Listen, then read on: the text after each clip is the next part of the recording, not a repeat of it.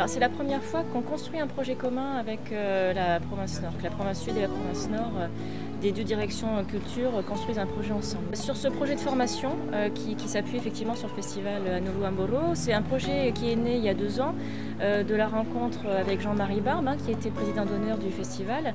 Et donc c'est Jean-Marie et René Boutin déjà qui en avaient pas mal discuté avec Jean-François Corral et nous on est rentrés dans la discussion. Effectivement on a trouvé que ça avait vraiment d'abord une utilité puis du sens. On avait aussi vraiment envie de faire ça avec la province Nord, qui est une vraie dimension pays. Le projet est même devenu un projet à dimension pacifique, puisqu'on a aussi des candidats qui viennent de Polynésie, de Vanuatu.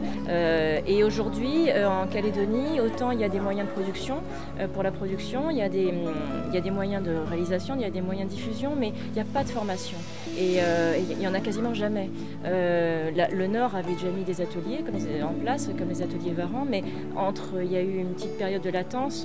Je pense que ça n'a pas été complètement concluant. Donc il y avait vraiment une envie d'aider à la professionnalisation du secteur et puis surtout de commencer à vraiment mettre en place un tissu de professionnels autour du documentaire de création, qui est un genre qui là aussi nous relie entre le Nord et le Sud. C'est vrai que dans le Sud, on a le Festival de la Foi, donc on aime bien quand même les projets de fiction. Dans le Nord, il y a le Festival Anolu Ambolo, ils aiment bien les projets documentaires et documentaires de création.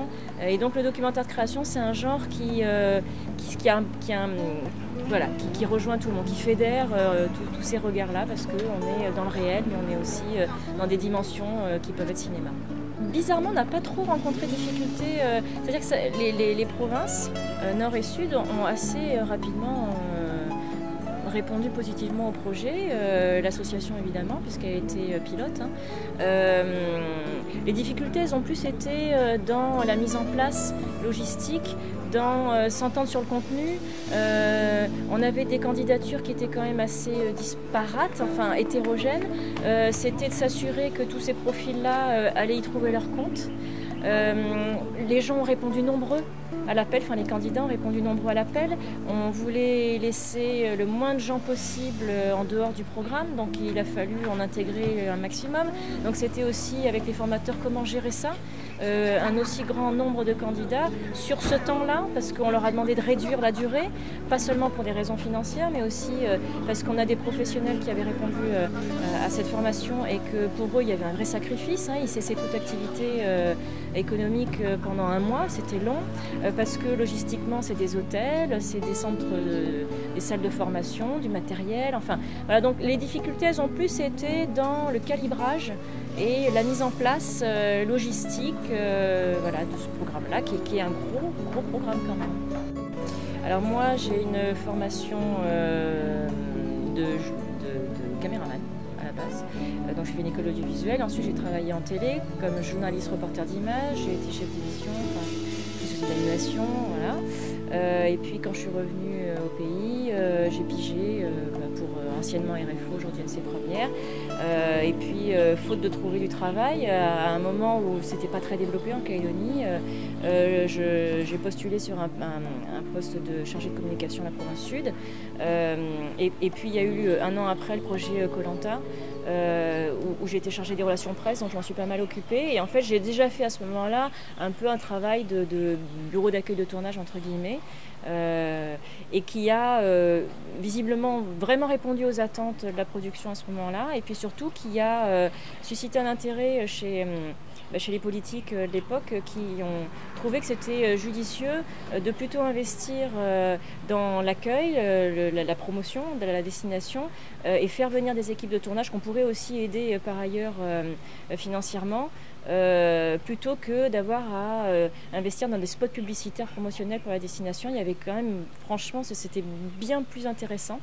Et puis par la suite, surtout, ces prods qui sont venus de l'extérieur ont fait appel à de la main-d'œuvre locale. Cette main-d'œuvre locale, il y en avait pas mal déjà qui avaient un peu ces métiers-là, mais ont eu envie de porter des projets à eux. Et donc la production locale s'est développée dans le même temps. Il y a eu un bon phénomène de vase communicant, et aujourd'hui c'est un peu comme ça qu'est née la production locale. Et voilà. Le développement de l'audiovisuel en Calédonie, je pense qu'il a tout à faire et qu'il va se faire.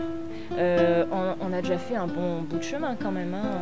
On est plutôt au regard du nombre de population, de ce qui a été mis en place. Il y a eu une belle progression, on peut déjà être satisfait du bilan. Mais je pense de toute façon que ça va aller vers la progression, parce que des projets comme ça, ils permettent de montrer qu'il y a vraiment un potentiel. C'est bien de le rappeler. Même nous, on a tendance un peu à l'oublier. Le découpage géographique administratif des provinces, il n'aide pas à avoir une visibilité non plus globale de tout ce potentiel-là. Ce projet-là, il le permet, et c'est extrêmement encourageant. Et puis voilà, on est quand même tous dans la réflexion de la mise en place d'un fonds d'aide à l'audiovisuel. Évidemment que ce fonds, quand il verra le jour, parce qu'il verra le jour, développera plein de choses. Aujourd'hui, c'est de s'assurer, quand les moyens seront mis, que les professionnels seront là, qui seront opérationnels, qui seront capables de produire des films locaux, qui seront capables de trouver des productions à l'extérieur, de diffuser à l'extérieur, que les productions extérieures qui viendront seront capables de s'appuyer sur des productions locales, de s'entourer d'un maximum de main-d'œuvre en local, parce que les gens seront compétents et voilà, auront du bagage. Voilà, c'est qu'une question de temps. C'est savoir comment ça va se mettre en place et quand.